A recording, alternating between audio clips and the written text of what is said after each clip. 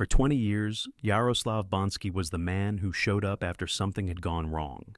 In winter, the mountain rescue service in the Czech mountains, falls, avalanches, evacuations.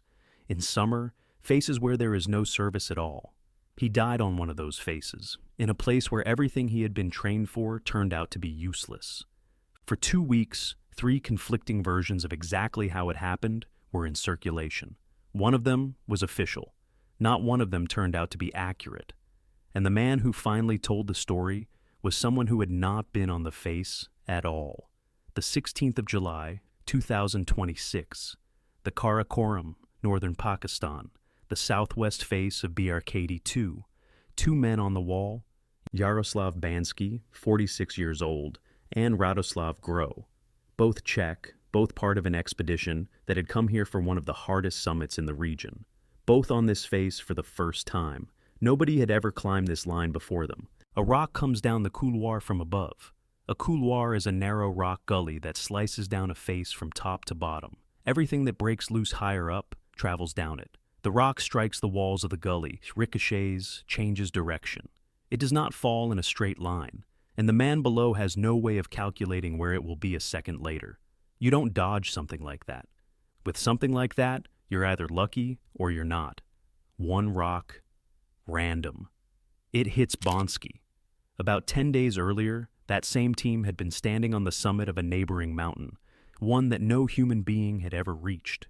The expedition was running ahead of schedule, and the main objective, the reason the whole thing had been organized, still lay ahead. The 16th of July was supposed to be an ordinary working day on an intermediate peak. What happened on that face after the rock found its target, nobody outside those 2 men knew. And for the next 2 weeks, nobody would find out. Jaroslav Bánský was born in the Czech Republic in the Krkonoše Mountains, a low range on the Polish border that Czechs call their only real mountains. He lived there too, in the village of Vítkovice. His friends and rope partners called him Banan. By the time he died, he was 46. His year split in 2. In summer, he worked with his hands, carpentry, sheet metal work, construction. Ordinary work done by an ordinary man who lives in a mountain village and knows how to make things.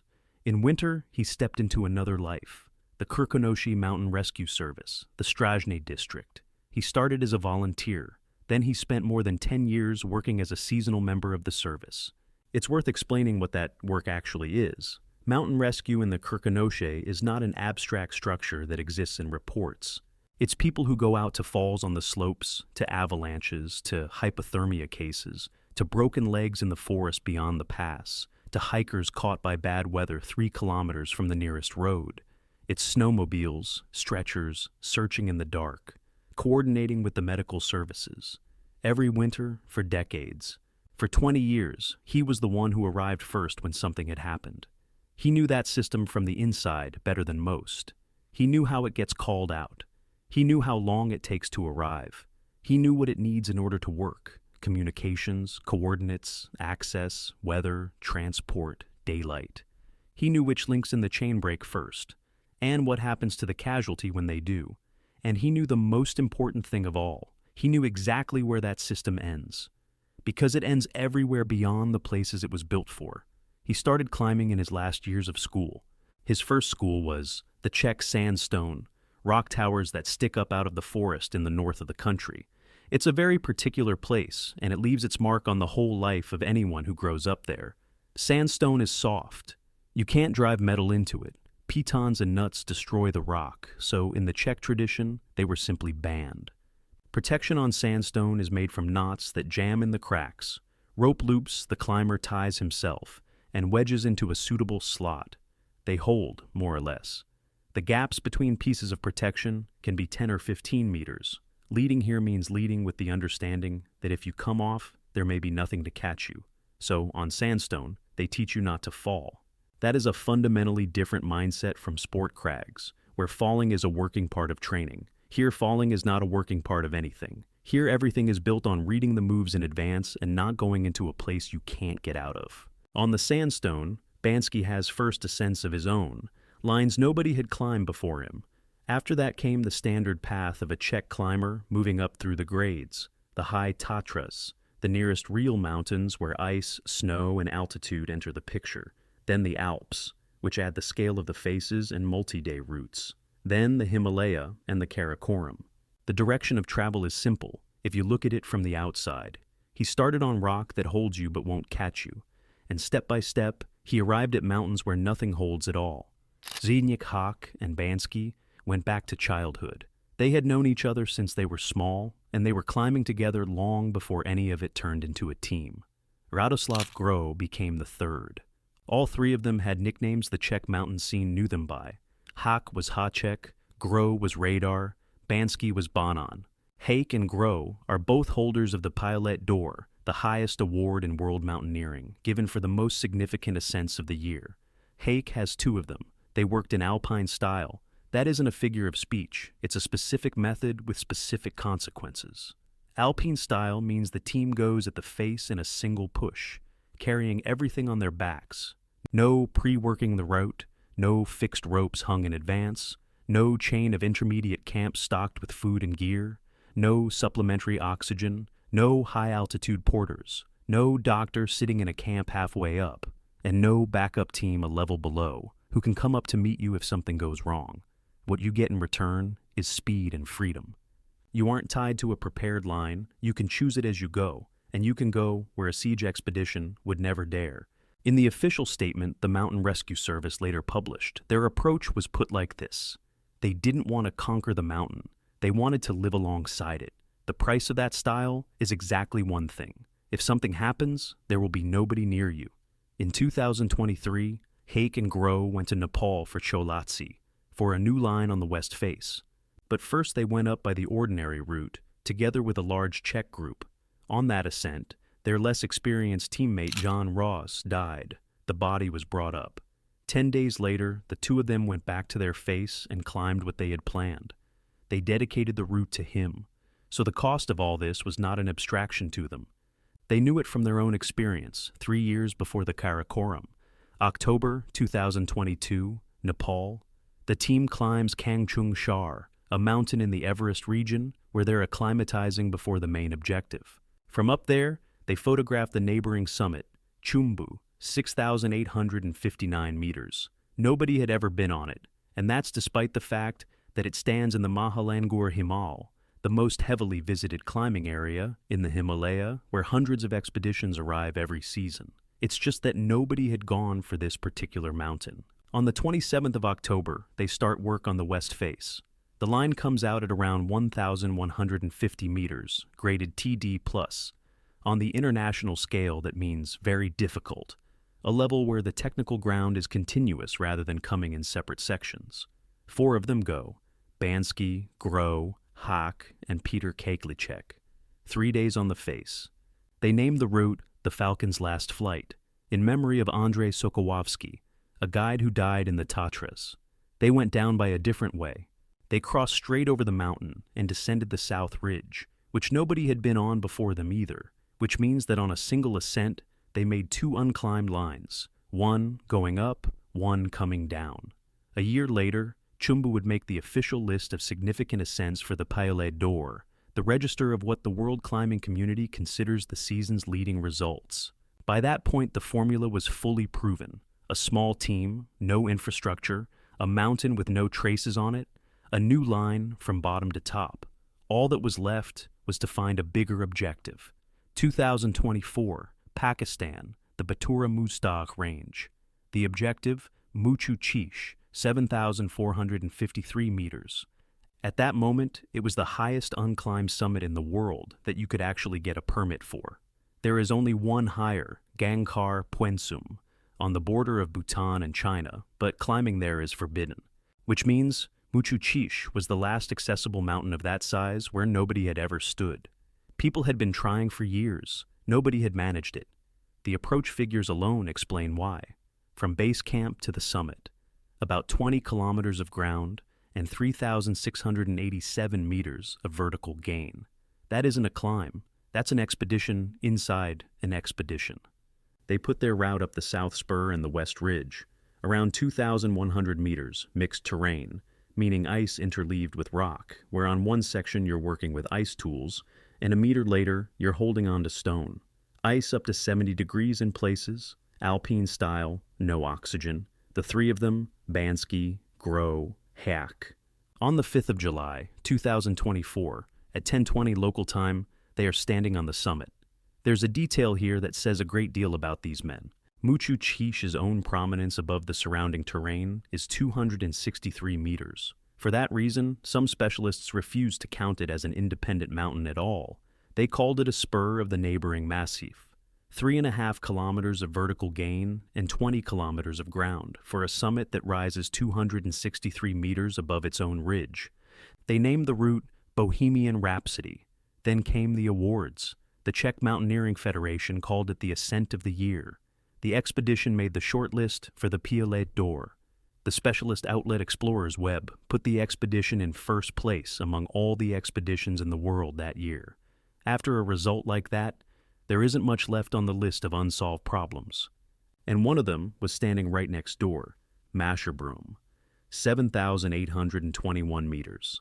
In the old British catalogs, it was listed under the code K1, the first of the measured summits of the Karakoram, many years before neighboring K2 became world famous. It's the 22nd highest mountain on the planet, and one of the least visited.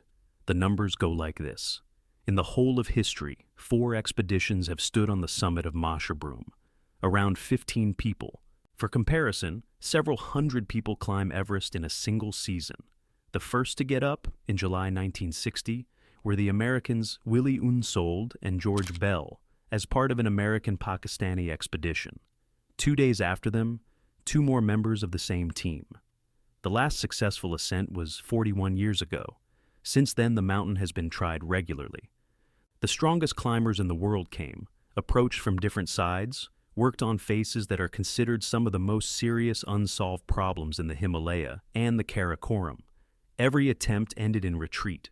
The Czech project for 2026 was called Ski and Climb Virgin Summit. Climb an unclimbed peak and ski down it. Before the start, Hack spoke to the press carefully. The west face was one option. Nothing was decided. They were considering several. They planned to pick the line on site, once they'd seen the state of the mountain with their own eyes. Groh had already tried the west face back in 2022, without result that time. But before Masherbrum, they had to acclimatize. For that, they chose a neighboring mountain, one standing right there that nobody had climbed either. They set up base camp on the Gondogoro Glacier at 4,150 meters below Lejla Peak. Some geographical clarity is needed here, otherwise everything that follows gets tangled. Lejla Peak is a separate mountain. It stands opposite, slender and perfectly shaped, like the tip of a spear, and it's considered one of the most beautiful summits in the Karakoram. The Czechs are using the camp beneath it simply as a convenient starting point. They don't need Lejla Peak itself. They're heading the other way, toward the Biarchedi group. And a year earlier, another expedition had set out from that same camp for Lejla Peak itself. Laura Dahlmeier, the German biathlete, double Olympic champion, who ended her sporting career at 25 and became a certified mountain guide. On the 28th of July, 2025, she was climbing Lejla Peak, roped with Marina Eva Kraus, at around 5,700 meters, already on the descent. Working the rope dislodged a rock. Kraus was unhurt. She called for help and got down to camp. The weather kept the helicopter out for the rest of the day.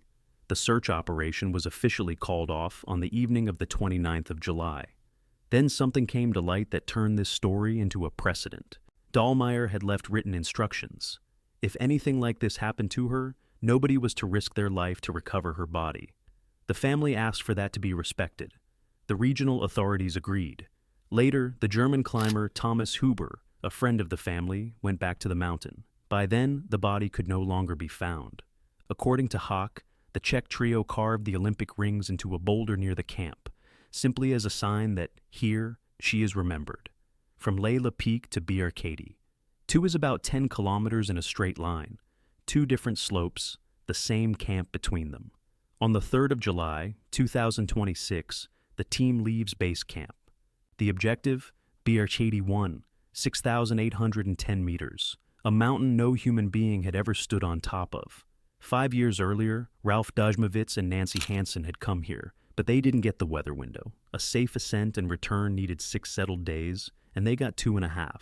The Czechs work for 4 days. They move in combination, alternating skiing and climbing technique.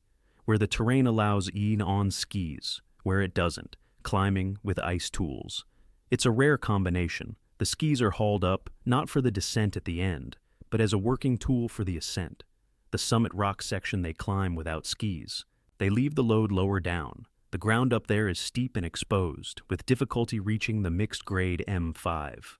On the 6th of July, at 9:32 in the morning, local time, the 3 of them are standing on the summit, the first people, in all of history. About half an hour later, the descent begins.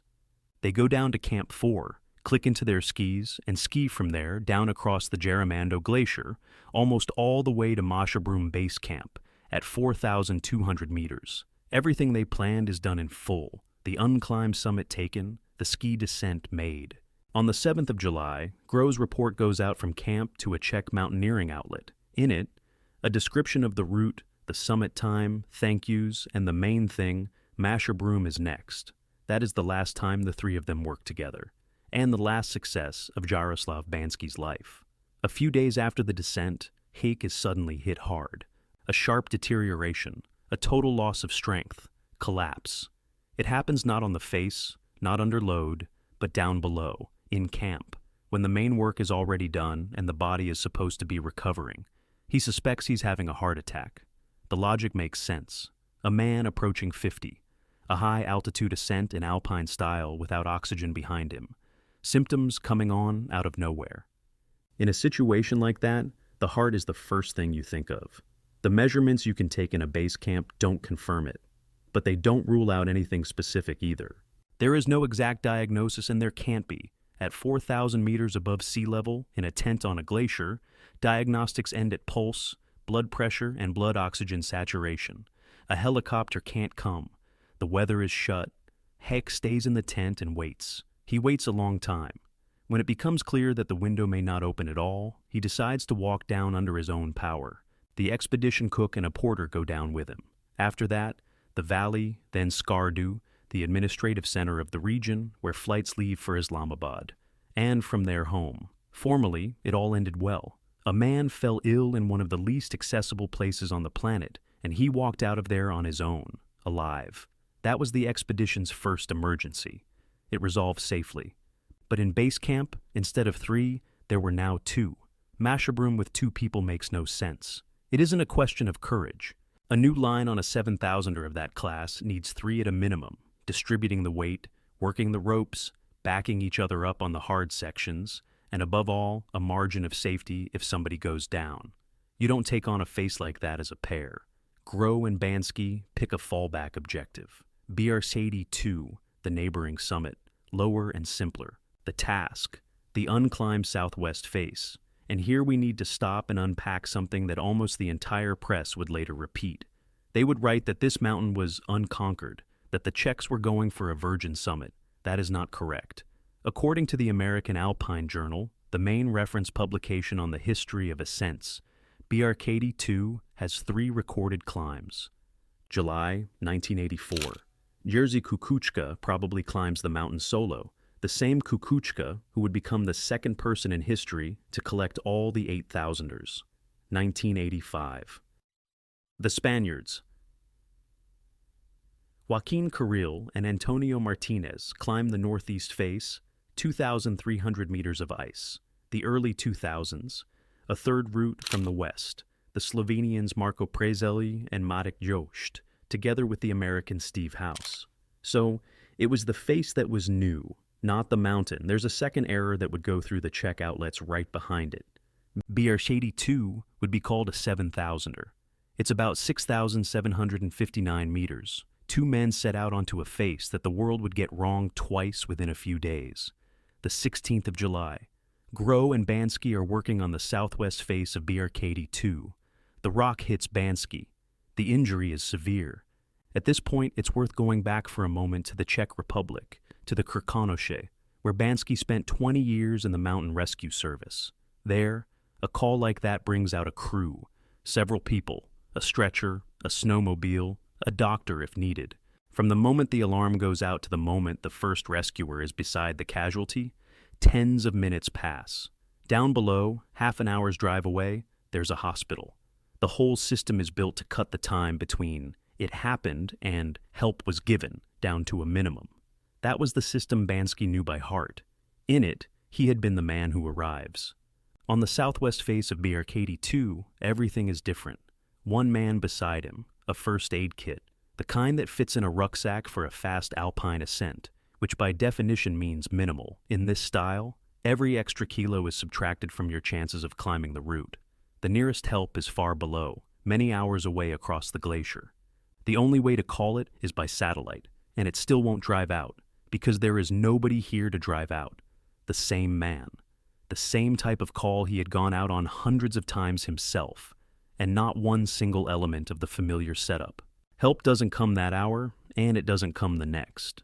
What happened on the face after that, nobody has described publicly. The news reaches Hawk in Skardu, where he's waiting for his flight home. He's 1,000 kilometers from the face, physically weakened after his own episode in camp, and the only thing he has is a phone. He gets in touch with his wife Zuzana. From there, the two of them organize the response together, remotely from different countries. And this is where the thing that separates the Karakoram from the Alps begins. There are no civilian rescue services in this region. None. Evacuation is only possible using army aviation, helicopters of the Pakistani armed forces. The military only go up once they have guarantees that the costs will be covered by the insurance company. That is standard procedure for flights like this, and it takes time. Checking the insurance documents takes about 2 hours. 2 hours while a man on a face waits for a helicopter. According to Hawk, those 2 hours changed nothing in the end. That day the aircraft weren't flying at all because of the weather. The helicopter only got out the following day. He himself speaks about it as the one consolation. The delay over the paperwork turned out not to matter, because even without it, flying was impossible. Everything described here is known from his account. No other description of this rescue operation has been published by anyone, not by the Czech side, not by the Pakistani side. 24 hours earlier, the very same mechanism had already gone off in the Alps. A rock, a couloir, chance. The night from Tuesday into Wednesday, around 2:30, the Mont Blanc Massif, the Guder couloir, above 3,300 meters. The Grand Couloir de Goutte is an unavoidable section of the classic route to the summit of Mont Blanc. There's no way around it. Everyone taking the normal route from the French side goes through it. It's a wide rock gully with stones coming down it constantly from above. The place is so well known that climbers have their own nicknames for it. How well known, you can see from the numbers. Over 27 years of records, it has required 347 rescue operations. That night, a Czech party of 3 was crossing the couloir. They did everything right. They left the Tate Roos hut before dawn and reached the crossing at the coldest part of the night, exactly when the rock is locked by the frost and holds best. That is the standard and the most cautious tactic for Mont Blanc in summer. Other rope teams were going up at that hour too, dozens of people. The rock hid only this one. The dead were the professional mountain guide Pavel Zhovka, 57. Holder of the highest international IFMGA qualification, and one of his clients. The third member of the party was injured and evacuated by helicopter. Zhovka had worked 10 seasons in Chamonix. He knew the Guder couloir the way it can be known by a man who regularly takes people through it who have trusted him with their lives. The next day, the Czech press would be counting a third man in a single week. On the 17th of July, the Czech Foreign Ministry confirms the death of a Czech citizen in Pakistan. The ministry's spokesman, Adam Chorgo, says the embassy in Islamabad is in contact with the Pakistani police and with the travel agency that serviced the expedition. The Czech side does not officially disclose the circumstances, only the fact of the death. The Pakistani version sounds different. The Baltistan police and the Alpine Club of Pakistan report a fall. According to them, a foreign climber fell near Camp 1 on Masherbrum. Compare them. A different mountain, Masherbrum instead of Biarchedi II. A different point on the route, Camp 1 instead of a face. A different mechanism, a fall instead of a rock. The English-language mountain outlets come out with headlines about a fall. Explorer's Web and Gript, 2 leading specialist resources, publish pieces in which Bánský died after falling. That same day, Explorers Web receives a clarification from an expedition sponsor and corrects the geography. Not Masherbrum, but Biarchedi II, 6,759 meters. The mountain was fixed. The cause was left as it was. The only one who hedged was a German specialist commentator. He wrote plainly that the exact circumstances were unclear and that there were reports of a rock strike. So, one event and 3 descriptions that don't match. The official Czech one, with no circumstances. The official Pakistani one, with the wrong mountain and the wrong cause. The international specialist one, with the right mountain and the wrong cause. None of them matches what would be said 2 weeks later. At the end of July, Zdeněk sits down for an interview with the journalist Lucy Výborná. For the first time, what actually happened is said in public, the couloir, a rock that came down from above and changed direction as it struck the walls of the gully.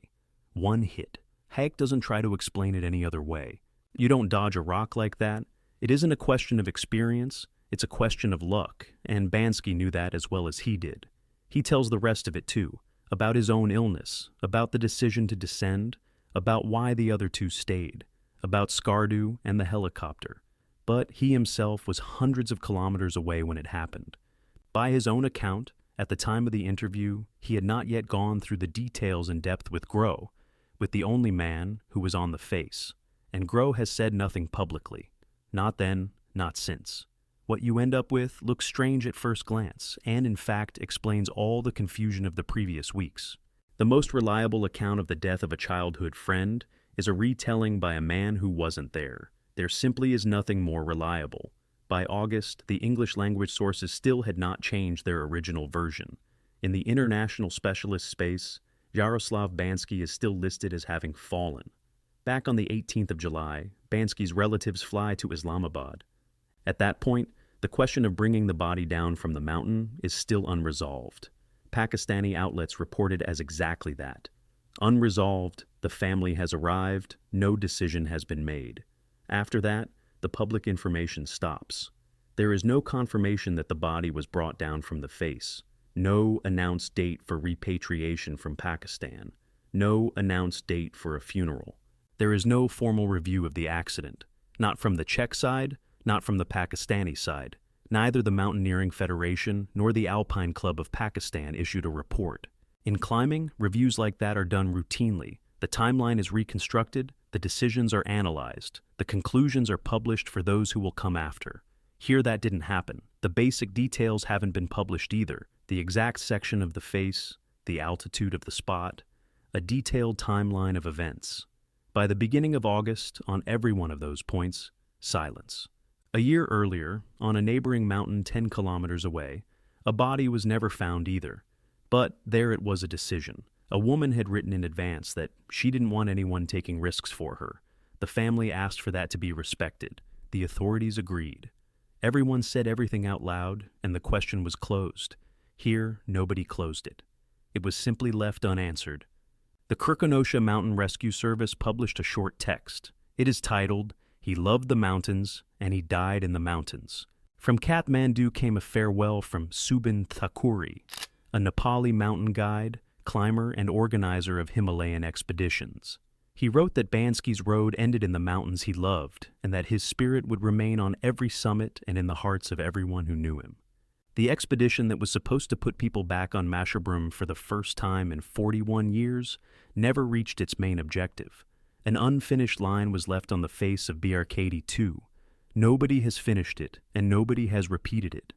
And down below, in the shared camp at 4,150, stands a boulder with the Olympic rings carved into it. They made it in memory of someone else's death, 2 weeks before their own. It's the only memorial the team managed to put up. Now it stands for 2.